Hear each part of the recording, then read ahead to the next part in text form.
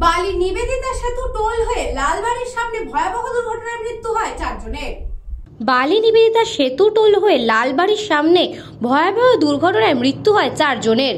Police সূত্রে জানা যায় 4 চাকার ছোট গাড়ি কাপড়ের পেটি বোঝাই করে হাবড়া থেকে হাওড়ার অঙ্কুরহাটির হাটে মাল বিক্রি করতে যাচ্ছিল। আচমকাই গাড়ির একটি টায়ার ফেটে গিয়ে উল্টে যায়। গাড়ির মাথায় বসেছিল 6 জন শ্রমিক। গাড়ি উল্টে যাওয়ায় ওই 6 জনই ব্রিজের রেলিং পেরিয়ে প্রায় 40 ফুট নিচের রাস্তায় পড়ে যায়। ঘটনাস্থলে 4 জনের মৃত্যু হয়, আরও 2 জন গুরুতর জখম হয়। তাদের সকলকে উত্তরপাড়া হাসপাতালে নিয়ে যাওয়া হলে 4 জনকে মৃত বলে ঘোষণা করা হয়। বাকি 2 জনকে আশঙ্কাজনক অবস্থার কারণে অন্য হাসপাতালে স্থানান্তরিত করা হয়। এই নিয়ে বালি পুলিশ তদন্ত শুরু করেছে। এখনো সকলের নাম পরিচয় জানা যায়নি।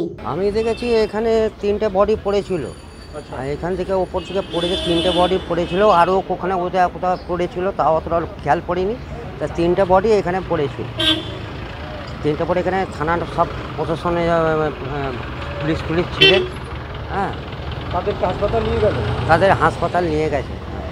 কিভাবে পড়েছিল কিছু জানো?